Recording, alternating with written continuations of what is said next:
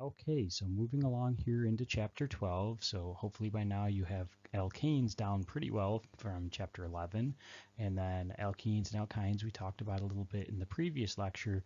So we'll move a little further here into chapter 12. And again, we haven't hopefully had too many difficulties. The alkenes have one or more double bonds. The alkynes have one or more triple bonds. But other than that, they are named and behave fairly similarly to the alkanes.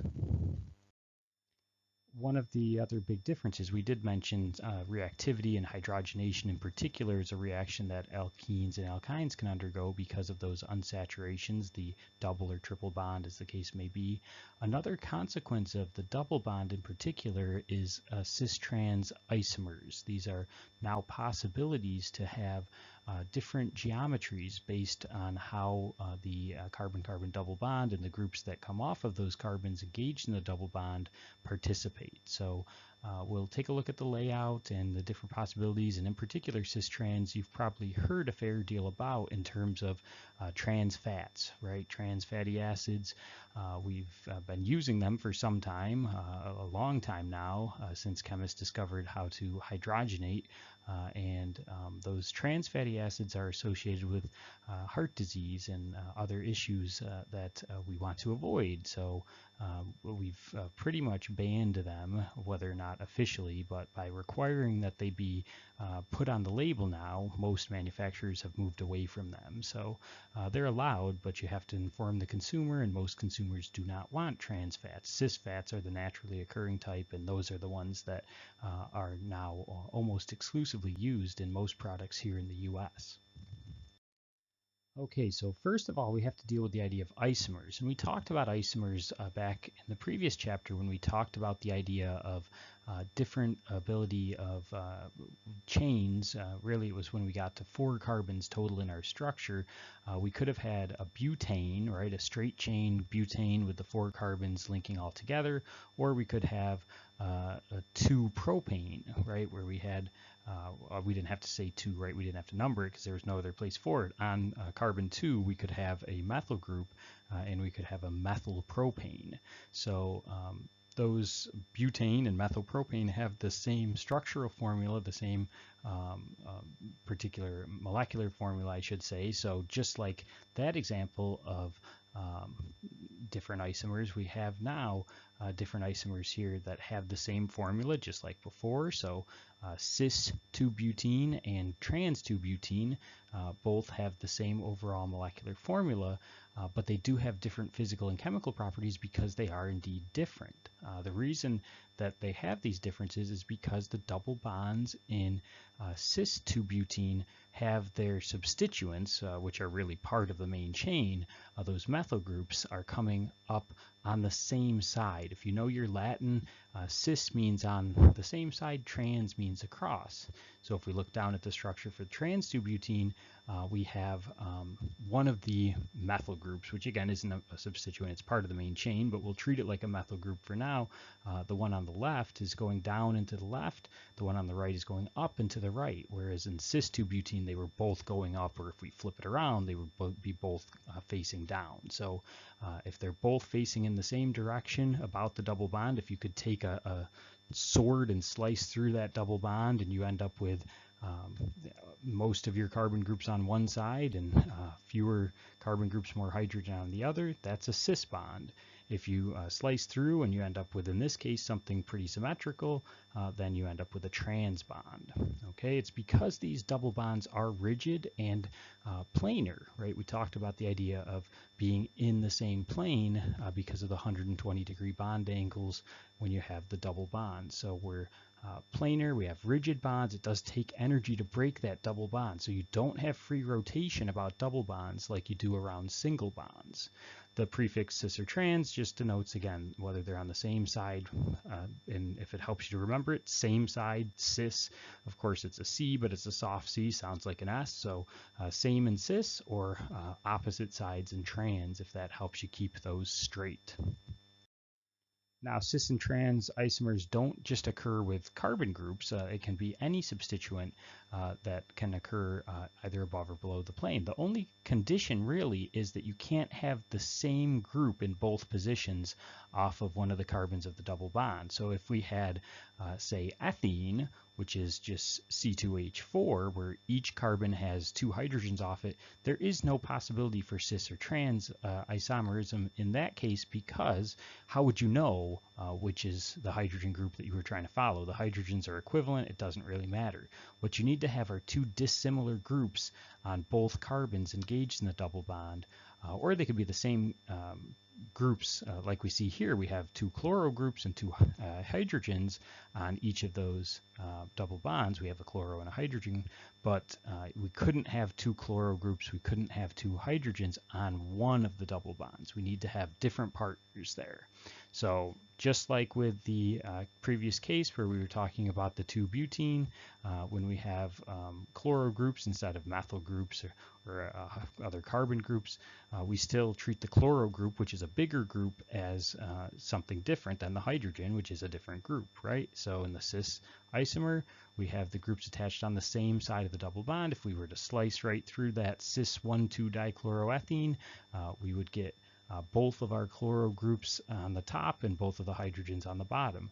If we were to slice right through the plane on that trans 1,2-dichloroethylene, you'd get one hydrogen and one chloro group up top, and you'd get one hydrogen and one chloro group down at the bottom, because they're attached to opposite sides of the double bond. So the cis-trans naming that we talked about for the isomers in the 2-butene also holds for the isomers here in these dichloroethanes. Again, it wouldn't work for 1-butene because that terminal carbon has both hydrogens on it on the one side. It wouldn't work if we had 1,1-dichloroethene. If we had both chloro groups on one carbon and then hydrogens only on the other, doesn't work. We need to have two different groups on each of the carbons engaged in the double bond. So here on this slide, you see exactly what I was trying to talk through on the previous slides. We can't have cis-trans isomerism if we have the same groups on either of the carbons engaged in the double bond. So here with 1-butene, because carbon 1 has two hydrogen groups as its other substituents there, we can't have cis or trans. So every time you have a double bond doesn't mean you have cis-trans isomerism possible, but you should always be thinking, is there a possibility for cis-trans when you see a double bond? And now hopefully you know how to tell when there is and when there isn't the possibility for cis-trans isomerism. If we look at 2-methylpropene, we have run into the same issue where we have the two methyl groups on carbon 2 and the two hydrogens on carbon 1 of the double bond. Either of those would prohibit it. We don't have to have the situation where both carbons have two similar groups, right? 1-butene, we had different groups on carbon 2, and again, we could have theoretically had cis or trans possible if it weren't for carbon 1 in the 1-butene having both hydrogens. So once one carbon involved in the double bond has two of the same groups, cis-trans isomerism is out. In the case of 2-methylpropene, both carbons in that double bond had two identical groups off of each one, although they were different from each other. Hydrogens on carbon 1, methyl groups on carbon 2. So be careful. If you've got identical groups on either of the carbons engaged in the double bond, you do not have cis-trans isomers possible. So notice that cis and trans are important parts of the name of the particular isomer because they are different. So you have to denote the cis isomer or the trans isomer in the naming, and notice that it comes out in front. So cis or trans and then a dash, and then the rest of the name just like you would in this case. So 1,2-dibromoethene or either cis or trans varieties.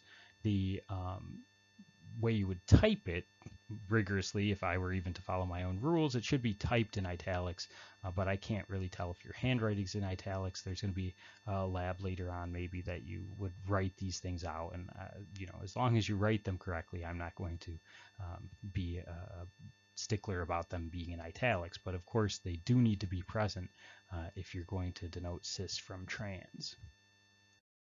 Okay, so hopefully you're getting the hang of cis trans isomers by now, but let's just practice the rules for drawing them, and then of course you know by now what's coming up after that. There'll be a learning check for you to show me how you do, but for now let's just talk about the process.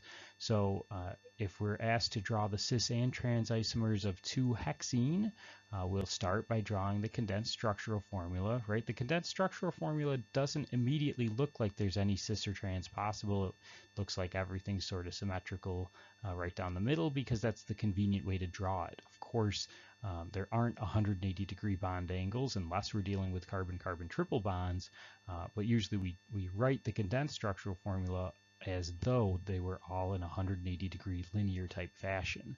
Now, if we look a little closer, we can see that if we take the carbon 2 and 3 of the 2-hexene, we see that carbon 2 has a methyl group and a hydrogen, carbon 3 has a hydrogen and a propyl group attached. So we do have different groups on each of those carbons involved in the double bond, and therefore we can have cis-trans isomers for this compound. So now if we want to go ahead and show those cis and trans isomers, we should draw something that more closely resembles a skeletal structure. So we should try to show some geometry about our condensed structural formula. So or even if you're comfortable at this point drawing the the skeletal formulas, that would be great, but try and draw the condensed formulas if that's still where you are. Try and draw them more like a skeletal structure where we get some idea of the bond angles here.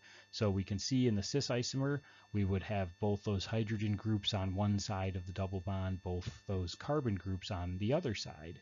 If we're dealing with the trans isomer, then we want to have just the opposite. We want to have one of the carbon groups on carbon 1, its carbon group facing up, let's say, and its hydrogen group facing down, and then have the opposite on the carbon 2 of the double bond. Actually, it would be carbons 2 and 3 here for 2-hexene, but if we're just focusing on the carbon groups versus the hydrogens in cis, we want both carbon groups, the carbon group from the two participants in the double bond, facing the same side, the hydrogen groups facing the same side in this example. And if we want the trans isomer, we want the opposite. We want a carbon group up and a hydrogen group up on its neighboring member of the double bond, and then the opposite thing happening down below. All right, before we hit you with a learning check, there's just an interesting thing that I thought we'd mention here, like our text does about pheromones. So pheromones are chemical messengers emitted by insects in tiny quantities. They're also emitted by other mammals. There's some debate as to whether humans emit them or if we're subject to them, but there have been a number of pheromone type colognes and perfumes sold over the years that try to capitalize on this idea that we are subject to these chemical messengers just like other animals. Well, if we look at the structure there of bombicol, or however it's pronounced there, and no biologist by my own admission, but we can certainly see the structure. There's no doubt that there's a couple double bonds there in that structure. There's also an alcohol hydroxyl group that we'll learn about next chapter, but it's definitely some double bonding happening there, two carbon-carbon double bonds, and we happen to have cis-trans isomerism possible there, as you can see on those double bonds. So the one emitted here by the silkworm moth to attract other silkworm moths has one cis and one trans double bond, as you can hopefully see. So the one further up and to the right is a cis double bond, where you have both hydrogens up and both carbon groups down from the plane of the double bond. And then the one that's more toward the center of that molecule is a trans carbon-carbon double bond, with the hydrogens sort of staggered and the carbon groups staggered across the double bond. So a neat application of a substance that happens to have both cis and trans double bonds present within its chemical structure. Okay, and here it is now. So our learning check here asks you to name each using cis-trans prefixes when needed. So we have three structures. A, B, and C, and it's your job to decide if you need to worry about cis-trans prefixes, and if so, name the particular variety shown here, whether it happens to be the cis or the trans, if cis-trans isomerism occurs. So pause the video here while you make those determinations. Once you've written the name for each of these structures, please start us back up, and we'll see how you did. Okay, so looking at A, we do indeed have cis-trans isomerism going on, because if we look at each carbon in the double bond, each carbon has two different groups. They happen to be the same groups, and there's a mirror image there in the center of that molecule if you happen to draw a mirror plane right through that carbon-carbon double bond.